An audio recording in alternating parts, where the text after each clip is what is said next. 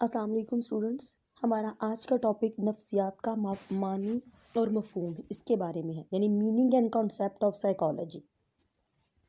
ہم نے اس چیپٹر میں نفسیات کے بارے میں جاننا ہے کہ نفسیات کا تاریخی پس منظر کیا ہے، نفسیات کیا ہے، اس کے معنی اور مفہوم کیا ہے، اور ہماری تعلیم کے اوپر اس کا کیا ایفیکٹ آتا ہے، یعنی ہماری تعلیم میں نفسیات کا کتنا عمل دخل ہے۔ نفسیات کا سب سے پہلے جو اگر ہم دیکھیں ہسٹوریکل جو بیک گراؤنڈ ہے، تو جب سے انسان کا واسطہ خوشی اور غمی، رضا غضب یا یادداشت بھوک چوک سے چل رہا ہے، اس وقت سے ہی نفسیات کا بھی آغاز ہو گیا تھا، یعنی جیسے انسانی زندگی شروع ہوئی تھی ویسے ساتھ نفسیات کا آغاز بھی ہو گیا تھا۔ اس طرح سے نفسیات کی ارتقائی تاریخ ہزاروں کی بجائے لاکھوں سالوں پر محیط ہے۔ اس بات کو ووڈ ورتھ نے بھی بیان کیا ہے، It is safe to say that psychology is as old as the inquiring, self-conscious mind of man. لیکن اب تک کی دستیاب معلومات کے مطابق نفسیات کی جو باقاعدہ ابتدا ہے وہ 1200 قبل مسیح کے بعد ہوئی ہے، جب اہل یونان نے دوسرے علوم کے ساتھ نفسیاتی کی ترقی میں بھی اہم کردار ادا کرنا شروع کیا۔ شروع میں اس کو روح کا مطالعہ یعنی اسٹڈی آف سول کہا جاتا تھا۔ پھر ایک وقت ایسا آیا جب اسے ذہن سے متعلق یعنی سائنس آف مائنڈ کے طور پر تسلیم کیا جانے لگا۔ بعد میں نفسیات کو شعور سے وابستہ علم کہا جانے لگا۔ آخر کار 1879 میں جرمنی کے شہر میں نفسیات کی پہلی باقاعدہ تجربہ کا قائم ہوئی، جو جدید نفسیات کا نقطہ آغاز تھا۔ موجودہ دور میں نفسیات باقاعدہ تجرباتی سائنس کے طور پر تسلیم کی جاتی ہے،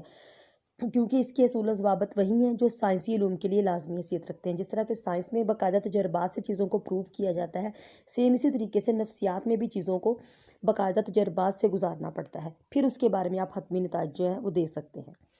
اس طرح یہ تھا اس کا چھوٹا سا ہسٹوریکل بیک گراؤنڈ۔ اب ہم نے دیکھنا ہے کہ واٹ از سائیکالوجی، یعنی نفسیات اصل میں ہے کیا۔ 20ویں صدی میں سائنس اور ٹیکنالوجی کے بعد جس مضمون نے بڑی شہرت حاصل کی وہ نفسیات کا علم ہے۔ علم نفسیات کا تعلق انسان جیسی پیچیدہ مخلوق کے ساتھ ہے، کیونکہ انسان بہت زیادہ کمپلیکیٹڈ ہے اپنے مائنڈ کے لحاظ سے، یعنی انسانی دماغ جو ہے بہت کمپلیکیٹڈ ہے، اسی لیے انسان کو ایک پیچیدہ مخلوق کے نام سے تعبیر کیا جاتا ہے۔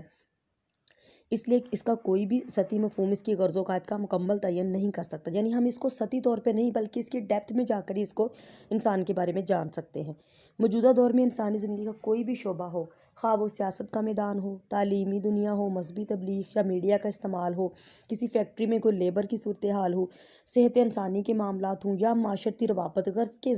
ہر شعبہ زندگی میں نفسیات کی اہمیت جو ہے وہ مانی جا رہی ہے، یعنی ہماری زندگی کے ہر شعبے میں آج نفسیات کی ضرورت ہے۔ اب ہم نے دیکھنا ہے کہ اس کے میننگ کیا ہے، یعنی نفسیات کے معنی یا مفہوم جس کو ہم بولیں گے وہ کیا ہے۔ نفسیات کے لیے انگریزی میں سائیکالوجی کا لفظ ہے، جو دو یونانی الفاظ سائیکی اور لوگن کا مرکب ہے، یعنی دو الفاظ سے مل کے بنا ہے یہ، جن سے مراد بالترتیب روح اور سائنس کے ہیں، یعنی روح کی سائنس یا روح کا مطالعہ۔ لیکن ابتدائی دور میں فروغ پانے والے اس مفہوم سے ماہرین متفق نہ ہوئے، اس لیے بعد میں اسے ذہن کا مطالعہ کہا جانے لگا، یعنی پہلے اس کو روح کا مطالعہ اور بعد میں جو سائنسدان انہوں نے اس کے بارے میں ذہن کا مطالعہ کا نام سے اس کو تعبیر کیا۔ اب اردو لغت جو ہے اس کے مطابق جو نفسیات اس کو بولتے ہیں، علم کی یہ وہ شاخ ہے جو ذہنی انسانی سے تعلق رکھتی ہے، یعنی یہ علم کی وہ شاخ کہلائے گی جو انسان کے ذہن کا مطالعہ کرتی ہے۔ مختلف ماہرین نے تجربات اور علمیت کی بنیاد پر نفسیات کی کچھ تعریفیں بیان کی ہیں، جن میں سب سے پہلے ولیم جیمز کے خیال میں نفسیات انسان کی ذہنی زندگی کے مطالعہ کا نام ہے، یعنی جو انسان کا ذہن سوچتا ہے اس کے بارے میں ہمیں نفسیات بتاتی ہے۔ پھر واٹسن کے نزدیک انسانی کردار کا مطالعہ ہے، خارجی مشاہدے سے کرنا علم نفسیات کہلاتا ہے، یعنی انسانی کردار ہمیشہ وہ چیزیں ہی شو کرتا ہے جو انسان کا ذہن سوچتا ہے، یعنی پہلے سوچ آئے گی ہمارے مائنڈ میں، اس کے مطابق ہمارا کردار شو ہوگا، لہٰذا یہ بھی دیکھا جائے تو یہ بھی ایک علم نفسیات کہلاتا ہے واٹسن کے نزدیک۔ پھر میک ڈوگل کہتا ہے کہ نفسیات انسانی ذہن اور کردار کا مطالعہ، اس نے ان دونوں چیزوں کے مطالعے کو نفسیات سے تعبیر کیا ہے، یعنی انسانی ذہن اور کردار۔ پھر جے بی واٹسن کے نزدیک انسانی کردار کی سائنسی مطالعہ نفسیات کہلاتا ہے۔ پھر سکینر کہتا ہے کہ نفسیات ہر ماحول میں انسان کے اس کردار و عمل کا نام ہے جو زندگی پیش کرتی ہے، یعنی اس کا تعلق انسان کے سوچنے، محسوس کرنے اور عمل کرنے سے ہے، یعنی یہ وہی ساری چیزیں جو کردار میں آ جاتی ہیں کہ پہلے انسان سوچتا ہے پھر اس کے مطابق اپنا کردار یا اپنا عمل شو کرتا ہے۔ لہٰذا روبن اسٹون کہتے ہیں کہ نفسیات وہ سائنس ہے جو انسانی دماغ کی ذہنی سرگرمیوں کے قوانین کا انکشاف کرتی ہے، یعنی دیکھا جائے تو یہ بھی انسانی دماغ کی سرگرمی ہے، اس کے متعلق ہی اس کو نفسیات سے تعبیر کیا گیا ہے، یعنی کہ جو انسان کا ذہن سوچتا ہے وہ جو سرگرمیاں کرتا ہے اسی کو ہم نفسیات سے تعبیر کریں گے۔ پھر کرو اینڈ کرو کے نزدیک نفسیات ان بنیادی اصولوں سے بحث کرتی ہے جس کے تحت کردار تشکیل پاتا ہے، یعنی یہ بھی وہی چیزیں ہیں کہ کردار اور جو ہے ذہن دونوں کو مطالعے کو نفسیات سے تعبیر کیا جاتا ہے۔ اب ان تمام تعریفوں سے جو نفسیات کی جس تعریف پر عمومی اتفاق پایا جاتا ہے وہ یہ ہے کہ نفسیات کردار اور ذہنی روش کے سائنسی مطالعہ کا نام ہے، یعنی ہمارے کردار اور ذہنی روش سے مراد کہ جو کام ہمارا ذہن کرتا ہے، سوچتا ہے، اور پھر اس کو ہمارا کردار جب شو کرتا ہے تو اس کو ہم سائنسی طور پر جب اس کا مطالعہ کرتے ہیں، اس کو ڈیپتھ میں جا کے، اس کی گہرائی میں جا کے، اس پہ ریسرچ کر کے جب ہم جو رزلٹس جو ہے پوائنٹ آؤٹ کرتے ہیں تو وہ نفسیات کہلاتی ہے۔ ایک اور بھی تعریف بھی ہے جو علمی حلقوں میں اکثر نفسیات کے لیے استعمال ہوتی ہے، وہ ہے کہ نفسیات ایک ایسا تحقیقی علم ہے جو باضابطہ طور پر ذہنی اعمال و کردار کا مطالعہ کرتا ہے، یعنی باضابطہ طور پہ جو ہمارے اعمال اور کردار میں جو چیزیں آتی ہیں وہ نفسیات کہلاتی ہیں۔ یہ سائنس کی طرح کا ایک منظم علم ہے جس کی مہیا کردہ معلومات کو کسی بھی وقت کتنی ہی مرتبہ اور کتنے ہی لوگوں کے ذریعے جانچا جا سکتا ہے۔ انسانی اعمال و افعال کے سائنسی مطالعے نے انسان سے متعلق بہت سے مسائل کی وجوہات معلوم کرنے اور ان مسائل کا تجزیہ کرنے اور انہیں حل کرنے میں مدد دی ہے۔ اس کی بدولت انسانی کردار کے بارے میں مناسب اور مدلل جوابات دیے جا سکتے ہیں، یعنی دلائل کے ساتھ ہم اس کو قائل کر سکتے ہیں کہ جو بھی ہم نے انسانی کردار کے بارے میں جو بات کہی ہے ہم اس کو نفسیات کے ذریعے دلائل کے ساتھ پیش کر سکتے ہیں۔ نفسیات مخصوص طریقہ عمل کی وجہ تلاش کر کے اس کی وضاحت کرتی ہے۔ اس کی بدولت جانداروں کے مستقبل کے متعین کے متعلق جو ہے پیشین گوئی کی ممکن ہوتی ہے، اور پھر مختلف افعال یعنی کردار جو ہمارے کردار کے افعال ہیں، مثلا غصہ، نفرت، مایوسی، کھانا، سگریٹ نوشی وغیرہ کو کنٹرول کرنا، یہ ساری چیزیں ہماری نفسیات سے تعلق رکھتی ہیں، کیونکہ انسانی ذہن کا مطالعہ نفسیات کہلاتا ہے۔ اگر انسان کے ذہن میں پائی جانے والی ان چیزوں کے بارے میں ہم جانیں گے تو ہم ان کے اوپر کافی حد تک کنٹرول پا سکتے ہیں، اگر ہم انسان کی نفسیات کو سمجھ کے اس کے اکارڈنگ اس کا ٹریٹمنٹ کریں۔ لہٰذا نفسیات جو ہے آج کے دور میں زندگی کے ہر معاملے کو دیکھ رہی ہے، زندگی کے ہر شعبے میں اس کا کردار بہت اہم ہے، اور ہر معاملے میں انسان کو ہر فیلڈ میں جسے کہتے ہیں نا کہ باقاعدہ رہنمائی پرووائڈ کر رہی ہے، وہ علم نفسیات ہے۔ جی اب نیکسٹ ہمارا ٹاپک اس میں آ جاتا ہے نفسیات کی شاخیں، یعنی برانچز آف سائیکالوجی، جہاں پہ پہلے ہم نے اس کے بیک گراؤنڈ یعنی ہسٹری کے بارے میں کچھ پڑھا ہے، اس کے معنی مفہوم کو دیکھا ہے، اور اصل میں نفسیات کیا ہے، ان یہ ساری چیزیں جاننے کے بعد اب ہم نے یہ دیکھنا ہے کہ نفسیات کو کن کن جو ہے نا برانچز میں اب آگے تقسیم کیا جا چکا ہے، یعنی ہم نے کہا تھا کہ زندگی کے ہر معاملے میں جو ہے نفسیات ہماری رہنمائی کر رہی ہے۔ لہٰذا جہاں علوم میں نفسیات میں بے پناہ وسعت آ چکی ہے، انسانی زندگی کے تمام شعبوں تک کا نفسیات کا عمل دخل ہے، یعنی سارے شعبے زندگی چکے ہیں وہ اس میں آ چکے ہیں۔ اس وجہ سے ماہرین نے نفسیات کو مختلف شاخوں میں تقسیم کر دیا ہے، یعنی ہر جو ڈپارٹمنٹ جسے ہم بولیں گے یا جو بھی شعبہ زندگی ہوگا اسے اسی کے نام سے ہی تعبیر کیا جائے گا یا بلایا جائے گا۔ سب سے پہلے اس میں آ جاتی ہے ہماری جنرل سائیکالوجی۔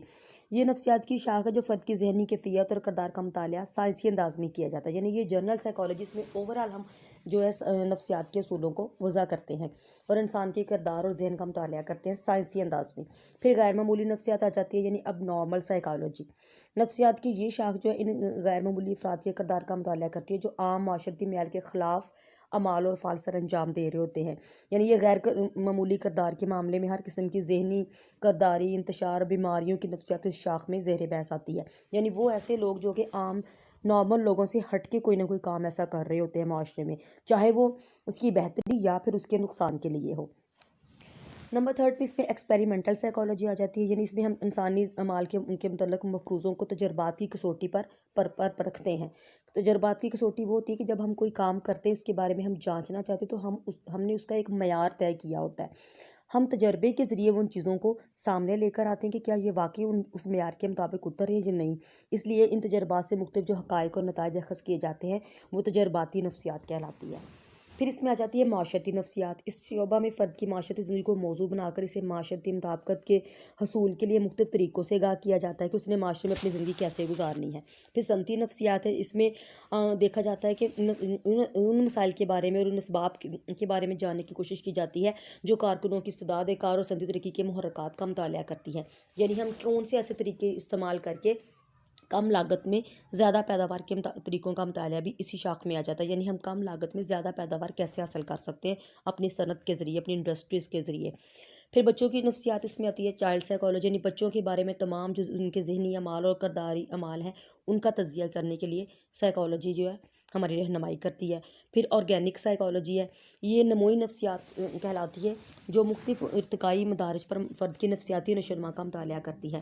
مثلاً جیسے نفسیاتی نشوونما سے مراد یہ ہے کہ آموزش، ادراک، حافظہ، یہ وہ چیزیں جس کا تعلق انسان کے ذہن سے ہے، اس کے مائنڈ سے ہے، اس کے تمام اعمال کو زیر بحث لاتی ہے اور اس کے متعلق حیاتیاتی اور سماجی کردار کی نشوونما کرتی ہے۔ پھر عضویاتی نفسیات ہے، یہ ڈیولپمنٹل سائیکالوجی کہلائے گی۔ عضویاتی نفسیات سے مراد ہے کہ کردار کو سمجھنے کے لیے اعضاء کی فعالیت کا مطالعہ کیا جاتا ہے، یعنی انسانی جسم کے جو اعضاء ہیں ان کا کام کرنے کا طریقہ کار کیا ہے اور وہ کس طریقے سے چل رہا ہے وہ سسٹم، یعنی عضویہ کی فعالیت کو سمجھنے کے لیے آلات حس، عصبانیہ، دماغ اور حرام مغز کی فعالیت کا بھی مطالعہ لازمی ہے، یعنی انسانی ذہن سے متعلق جن کی تمام اعضاء ہیں جو کام کر رہے ہیں انسانی باڈی میں، ان چیزوں کو سمجھنے کی جو ہے جو یوز ہوتی ہے جو سائیکالوجی، اس کو ہم عضویاتی یا ڈیولپمنٹل سائیکالوجی بولیں گے۔ پھر اس میں نیکسٹ آ جاتی ہے کمپیریٹیو سائیکالوجی، یعنی تقابلی نفسیات۔ یہ وہ نفسیات کی شاخ ہے جو مختلف نوع حیوانی یا مختلف نسلوں یا انسانوں کے مختلف گروہوں یا فرد کے مختلف مدارج کے کردار اور ذہن کا موازنہ اور تقابلی مطالعہ کرتی ہے، یعنی ایک انسان کے اندر ہونے والی تبدیلیاں ایک وقت میں ڈفرینٹ لیول کی ہو سکتی ہیں، یا مختلف انسانوں یا ایک سے دوسرے گروہ میں وہ تبدیلیاں ڈفرینٹ لیول پہ ہو سکتی ہیں۔ یہ ان تمام چیزوں کو جو ہے کمپیریٹیولی سائیکالوجی بولتے ہیں۔ پھر ہیں طبی نفسیات، جس کو ہم کلینکل سائیکالوجی بھی بولیں گے۔ طبی نفسیات سے مراد نفسیات کی وہ شاخ ہے جو نفسیاتی اطلاعات کو طبی مسائل کے حل کے لیے استعمال کرتی ہے۔ پھر نفسیاتی جرم و قانون ہے، یعنی جرائم کے اسباب اور اس کے روک تھام کے لیے، مجرموں کی اصلاح کے لیے جو طریقے استعمال کیے جاتے ہیں، قوانین کی تشکیل کے لیے جو طریقہ ہم اختیار کرتے ہیں اس کو ہم کرمنل اینڈ لیگل سائیکالوجی بھی بولیں گے۔ پھر ماحولیاتی یعنی انوائرمنٹل سائیکالوجی ہے کہ ماحولیاتی نفسیات انسان اور اس کے ماحول کے متعلق اور اس کے تعلق کے نتیجے میں پیدا ہونے والی انسانی جذبات اور احساسات کا مطالعہ کرتی ہے کہ انسان کس طرح کے ماحول میں کس طرح کا جو احساسات یا جذبات شو کرتا ہے۔ ان تمام چیزوں کو جو ہم انوائرمنٹل سائیکالوجی بولیں گے۔ پھر اینڈ پہ آ جاتی ہے اس میں ایجوکیشنل سائیکالوجی، یعنی تعلیمی نفسیات۔ تعلیمی نفسیات جو ہے نفسیات کی ایک ایسی شاخ ہے جو تعلیمی مسائل کے اسباب تلاش کر کے ان کی حل پیش کرتی ہے۔ وہ ان مہارتوں طریقوں سے آگاہ کرتی ہے کہ جس کے باعث تعلیمی سرگرمیوں کے مثبت نتائج پر آمد ہوں، یعنی تعلیمی سرگرمیوں میں نفسیاتی اصولوں کو استعمال اور اطلاق جو ہے تعلیمی نفسیات کہلاتا ہے، یعنی جو بھی ہماری تعلیم کی سرگرمیاں ہیں، چاہے وہ کھیل کے حوالے سے ہیں، ہماری کو کریکولر ایکٹیویٹیز ہیں یا کریکولر ایکٹیویٹیز ہیں، وہ ساری کی ساری جو ہیں ہم ایجوکیشنل سائیکالوجی کے ذریعے ان کو آگے لے کر چلتے ہیں کہ ہم نے کس لیول پہ کس جو ہے بچے کو کیا چیز پڑھانی ہے، کیسے پڑھانی ہے، یا پھر کو کریکولر ایکٹیویٹیز میں بچوں کو نے کیسے پارٹیسپیٹ کرنا ہے اور کس لیول تک جانا ہے، یا بچے آپس میں ان کی پرسنالٹی کو گروم کیسے کیا جا سکتا ہے، ان کی پرسنالٹی کو انہانس کیسے کیا جا سکتا ہے، بچے میں کانفیڈنٹ ہم جو اس کو کیسے بنا سکتے ہیں بچے کو۔ تو یہ ساری چیزیں ہیں جو ہماری ایجوکیشنل سائیکالوجی کا حصہ کہلاتی ہیں۔ تو یہ تمام چیزیں جو ہیں یہ ایجوکیشنل جو ہے ہم برانچز آف سائیکالوجی کے نام سے ان کو تعبیر کریں گے، کیونکہ یہ نفسیات کی شاخیں کہلاتی ہیں، کیونکہ آج زندگی کے جس میدان میں بھی نفسیات کا استعمال ہو رہا ہے اس کو اسی کے نام کے ساتھ نفسیات کا نام دے دیا گیا ہے، یعنی جیسے ہم نے جنرل، اب normal, experimental, social psychology, extra, یہ ساری چیزیں جو ہم نے ڈسکس کی ہیں، تو یہ ساری کی ساری نفسیات کی شاخیں کہلائیں گی۔